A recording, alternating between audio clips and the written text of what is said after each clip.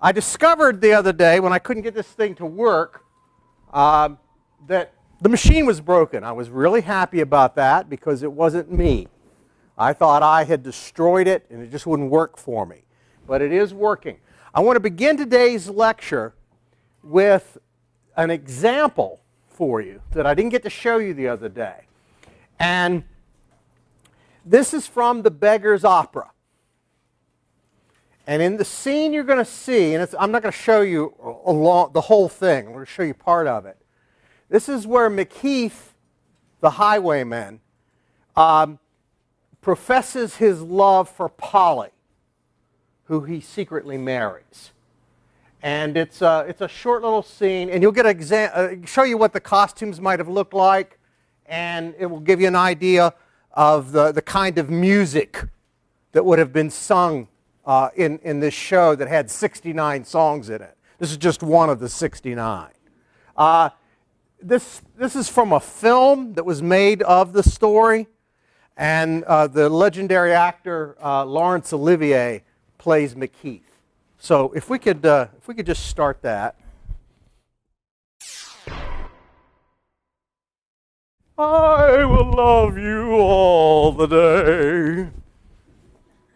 I'm not crazy. I just look that way. Wasn't it hot?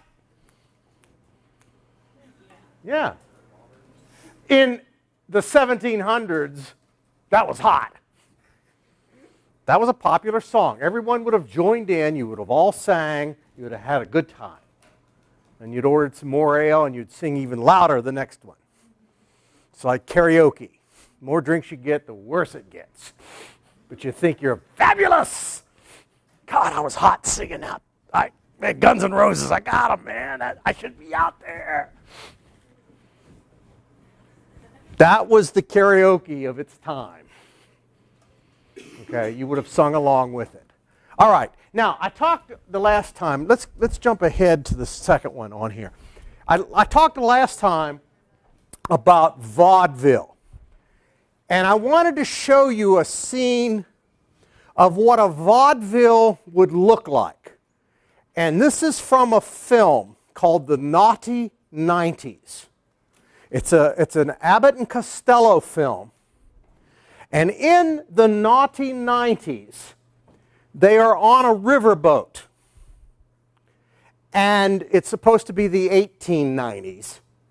And you get in this scene, that's not it. In this scene, you get exactly what a set would have looked like with a touring company in vaudeville. It'll have the footlights on it. It'll have a real simple backdrop. There's the backdrop. Here are the footlights. And you're going to get to see Abbott and Costello perform their most famous routine they ever did. I don't want to give away. And if you don't laugh at this, you don't have a funny bone. Okay? This is funny. I promise you. It is funny. What'd you think?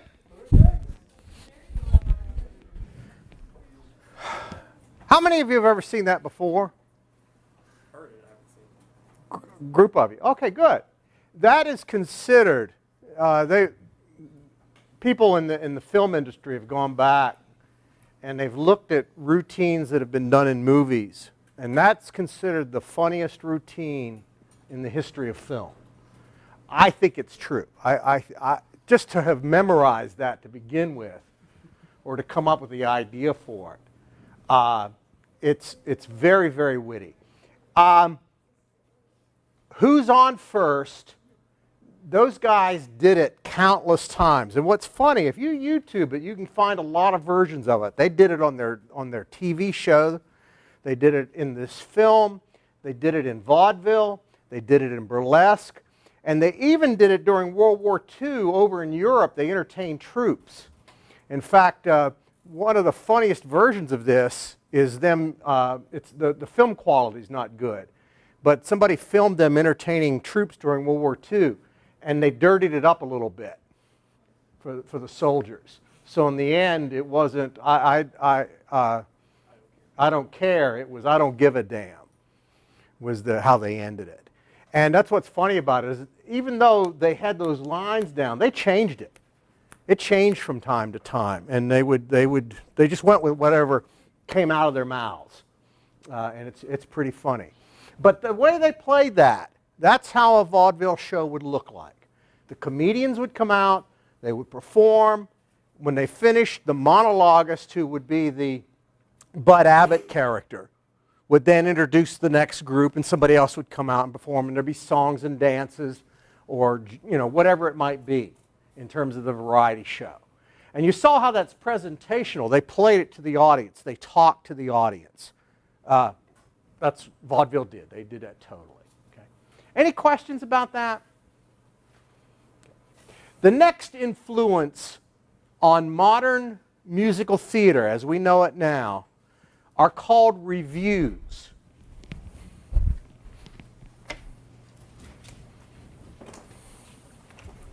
R-E-V-U-E-S. Revues. The most famous of the revues were the Ziegfeld Follies. The Ziegfeld Follies were started by a man named Florence, F-L-O-R-E-N-Z, Ziegfeld, Z-I-E-G-F-E-L-D. Florence Ziegfeld was the producer of the Ziegfeld Follies. And this is the most famous of the revues. Between 1907 and 1931, he produced 23 different Ziegfeld Follies. Every year he would basically do a new one, sometimes more than one a year. The Ziegfeld Follies were very similar to vaudeville in that it was variety acts. It was like a variety show. There would be comedians, singers, dancers, magicians, whatever it might be. The big difference, and you're going to see this in just a second, was they played only in one theater in New York. They didn't tour. And they had spectacular scenery, huge sets that would change throughout the show. You can go back and look at pictures of some of these Ziegfeld Follies that they did. And on one, I remember there was 3 stages. Each stage was built to look like a baby grand piano. They were giant baby grand pianos that people came out and performed on. That was just one of the sets. And it would go away and something else would come on. Today, you could not do the Ziegfeld Follies on Broadway. It would cost too much. But Ziegfeld believed in this. In fact, he had a formula. And I would know, there's 4 things I want you to remember out of the Ziegfeld Follies, his formula. First, he believed that the show should be filled with glamour. What you're going to see in this show is he packed these shows full of chorus girls. And they wore very, very fancy costumes, big headpieces in their dance numbers. Very similar to what you would see in Las Vegas today if you go out to see the Vegas showgirls. That's what these girls would look like. 2, pace, P-A-C-E, pace. There were 2 climaxes, one for each act. There were 2 acts. Each act would build to a climax. And it went fast. They changed the scenery. It moved quickly. 3, decency. decency. There was nothing suggestive, or what he called it, unclean. In other words, it was family entertainment. And last, spectacle. He wanted those giant sets, lots and lots and lots of sets, lots and lots and lots of costumes, and they were huge. Now we're going to show you an example of, this is a film called the Ziegfeld Follies. It was done as a tribute to the Follies, and in it are a lot of stars who were in the Follies. And they do the numbers that they did in the Ziegfeld Follies. A lot of big-name stars came out of this. In this scene you're about to see, you'll get to see two of the stars. And I want to see if you know who they are. I'll ask you when it's over with, okay? There's two big-name stars that are in this number. Okay, let's start it. This is the Ziegfeld Follies. And it'll be one quick number here.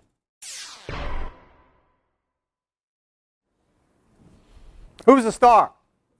Lucille Ball, absolutely. Who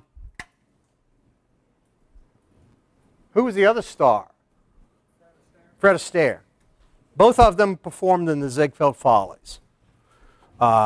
Lucille Ball got her start in the Ziegfeld Follies, and Fred Astaire had been in Vaudeville. And this is one thing that happened. Remember I said Vaudeville died with talking movies in the 30s? But even before it died, it was dying. And Ziegfeld was one of the reasons, because he had lots and lots of money. And if you had the choice of traveling around in a train all over the country, living out of a suitcase, or staying in New York City for a long period of time in one show, which would you choose? Staying in one place. He paid big money. And what he did is he took all the top stars that were in vaudeville, hired them into his shows. And they were already names that people knew, and people paid big money to come see them in his theater. Okay. Any questions about him or about the Ziegfeld Follies? We're still doing a variety show. We're not really doing a play, a story. There's nothing, it's very loose. But we are starting to incorporate more scenery. It's getting bigger. It's getting bigger. It's heading towards where we are now. Okay. The next thing that will influence the modern musical, we're going to have to go back in time a little bit and go to England. Because one of the big influences is English comic opera. English comic opera.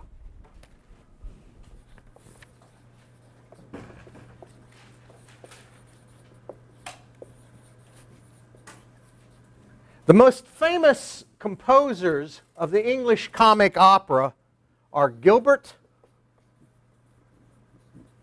and Sullivan. These are two people, Gilbert and Sullivan. They were composers and writers of English comic opera.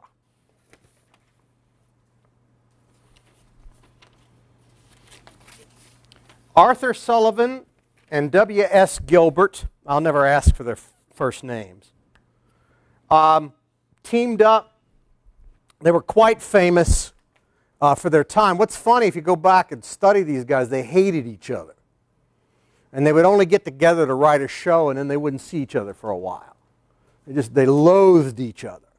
But when they worked together, they wrote some really good stuff. And it was funny, very, very funny.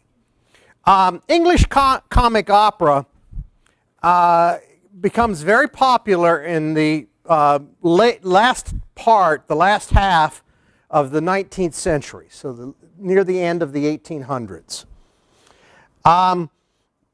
It takes over England. It's the most popular form of entertainment in England, and it comes to the United States in the 1870s. And once it comes here, American writers try to redo what Gilbert and Sullivan were doing in England. It became a dominant art form. The reason that English comic opera was so popular is because the dialogue is easy to understand. Unlike Italian opera, unlike what we just saw a while ago, okay, they could understand it. It's a form of opera. It mixes dialogue with song. It's not all singing. And it told a story. And it was all original music. So they wrote the songs and the story, and they all worked together. Original story, original music. And it's funny.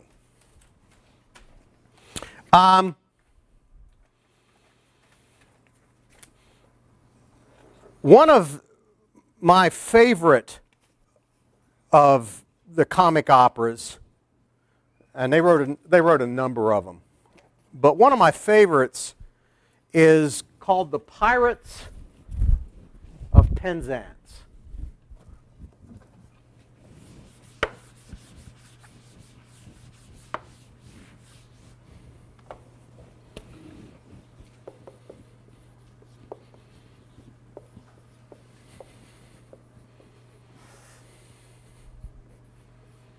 Penzance,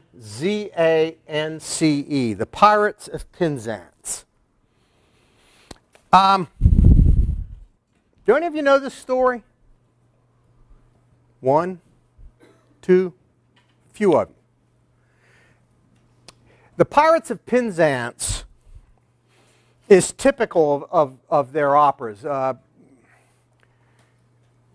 In the story, you have a group of pirates who are not very good at it. And one of the reasons they're not very good at it is they're all orphans. So if anyone tells them when they raid a ship that they're an orphan, they let them go. So word gets out all over the world that if these pirates catch you, just tell them you're orphans. And so they don't make a lot of money. They're not very good pirates. But in this story, what has happened is they have a young man named Frederick. And Frederick has reached his 18th birthday, or so he thinks. And they had captured Frederick and his nanny, his nurse, when he was young. And they wanted him to be a pirate apprentice, to learn to become a pirate and to work for them. And they promised him that on his 18th birthday, if he didn't like being a pirate, they'd let him go. Well, it's his 18th birthday, and he decides he wants to go. And I'm going to show you a scene from it. In this scene that you're about to see, the pirate king, the captain, tells him, he says, you know, I don't know why you want to go back to England. Why do you want to go back and live there when you could be a pirate? It's fun being a pirate. And Frederick tells him, he says, well, I don't believe in robbing and stealing. That's not the Christian thing to do. I don't believe in that.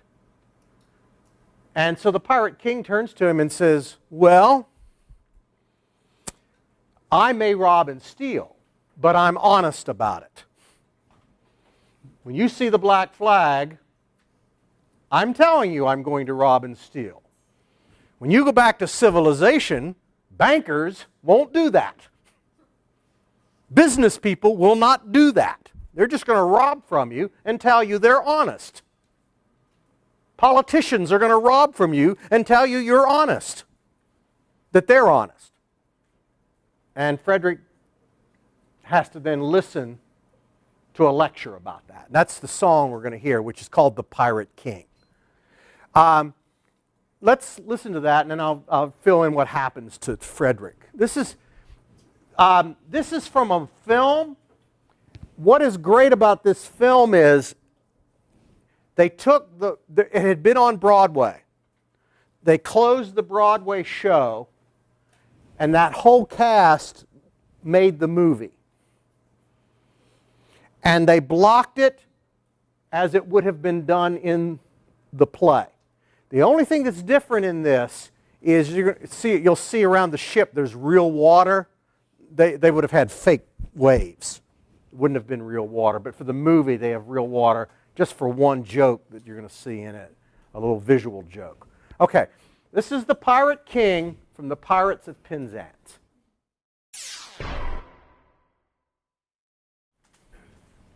Isn't that a catchy tune?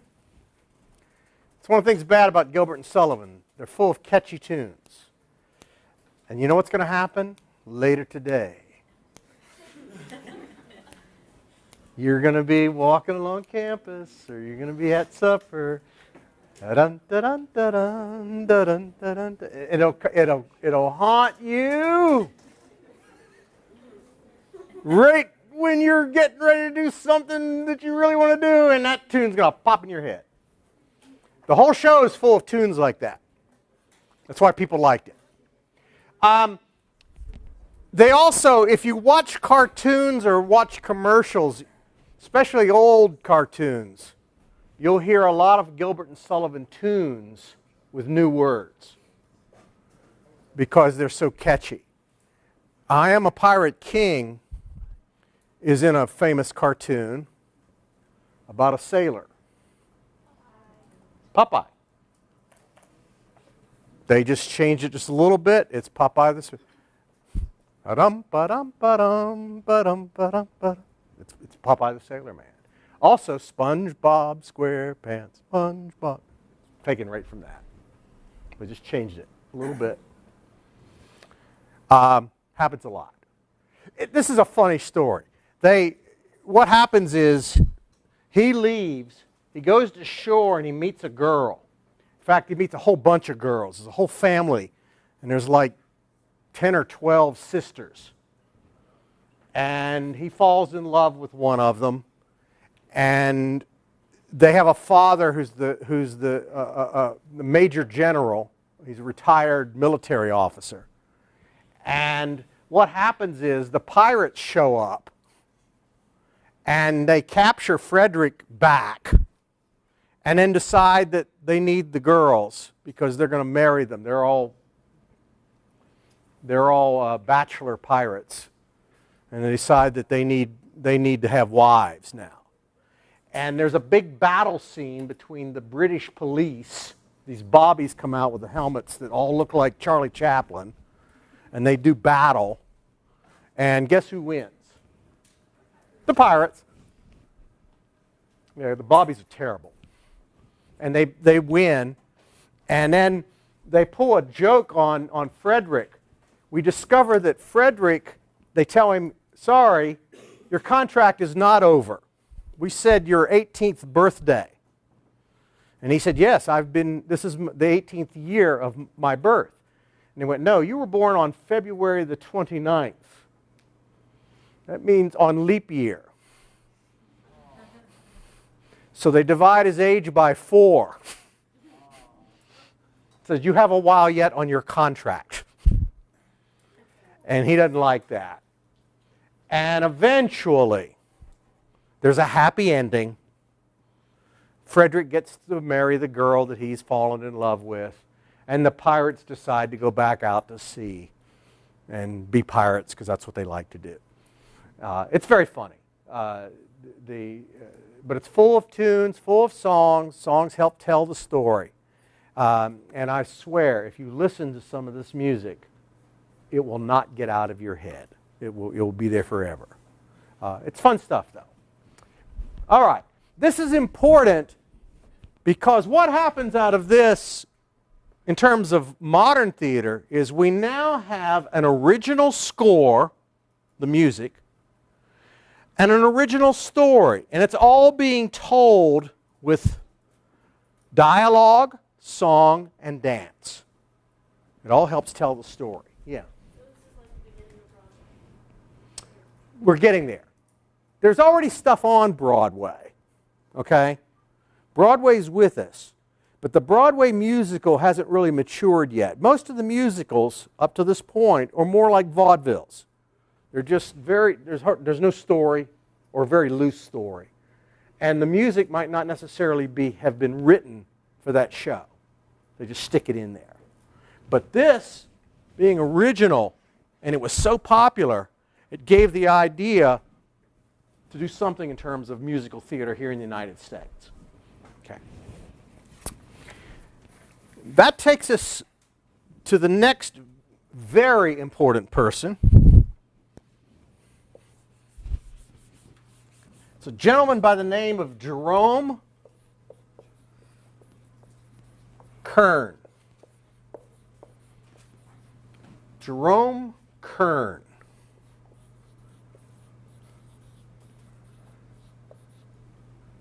Jerome Kern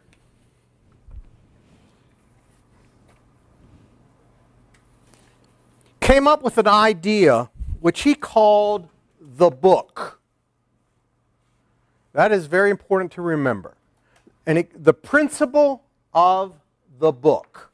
The principle of the book.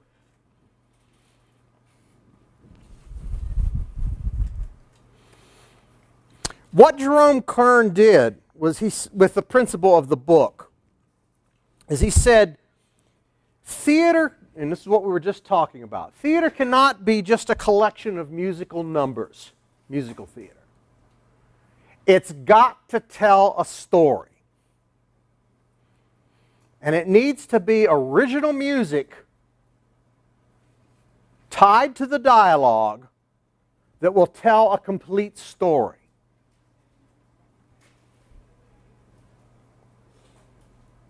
So dramatic literature is joined with song and dance.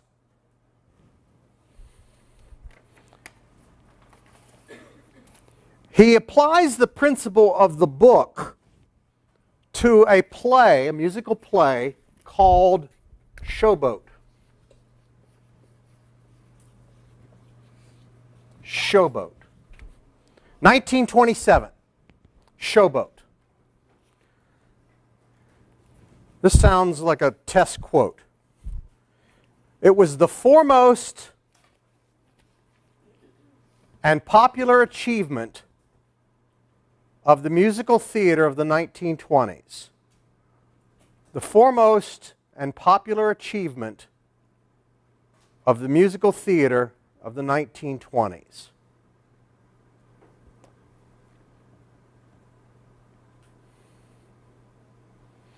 What they did with Showboat is they took a novel by a lady named Edna Ferber,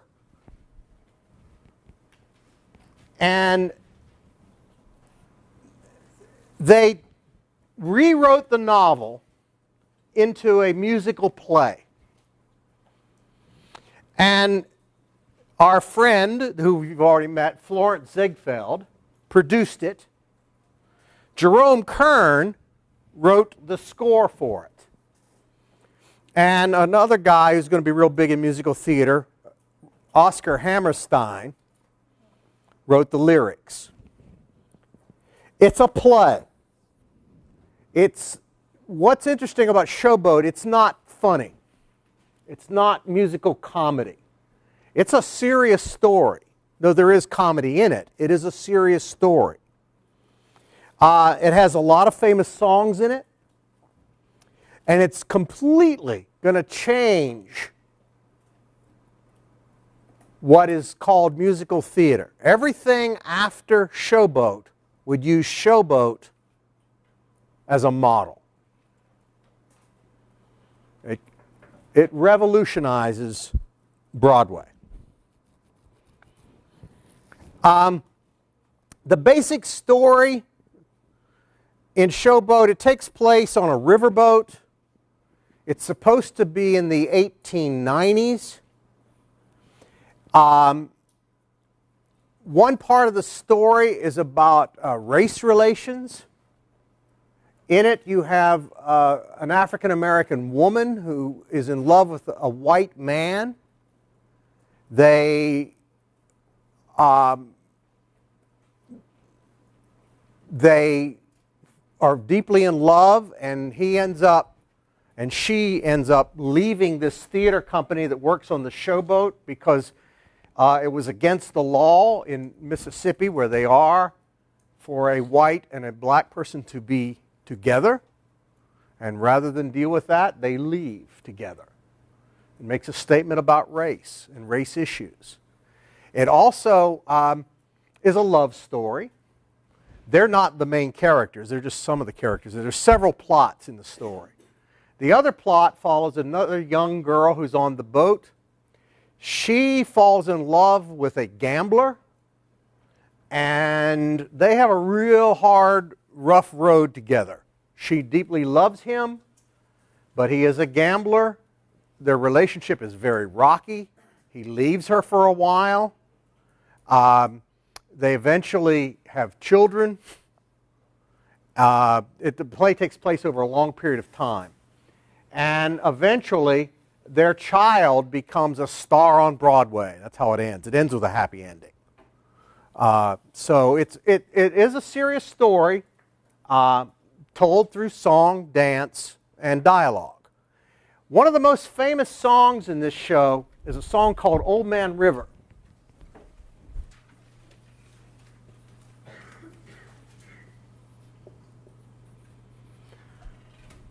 In the story, the young girl asks Joe, who works on the docks, about her relationship with this gambler.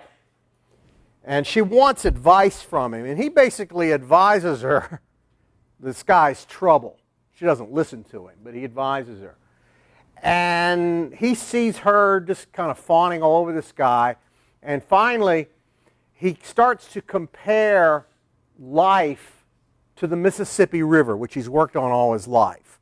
And so he sings this song, Old Man River. I want you to listen. We're not going to listen to the whole thing. I want you to listen to part of it.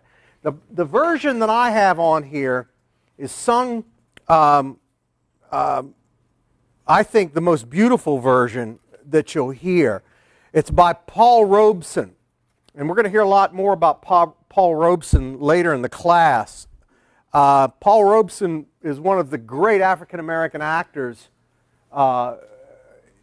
throughout all of our history. And he was brought in to star as Joe in this movie that was made from the play. So I want you to hear a little bit of Paul Robeson. Paul Robeson's an amazing guy.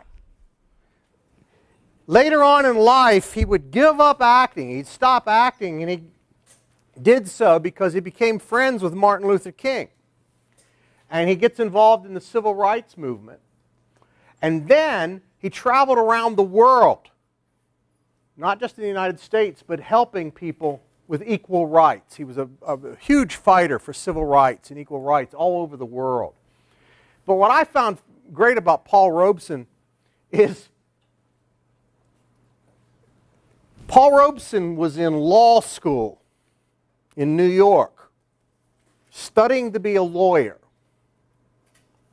He gets drafted in the new NFL.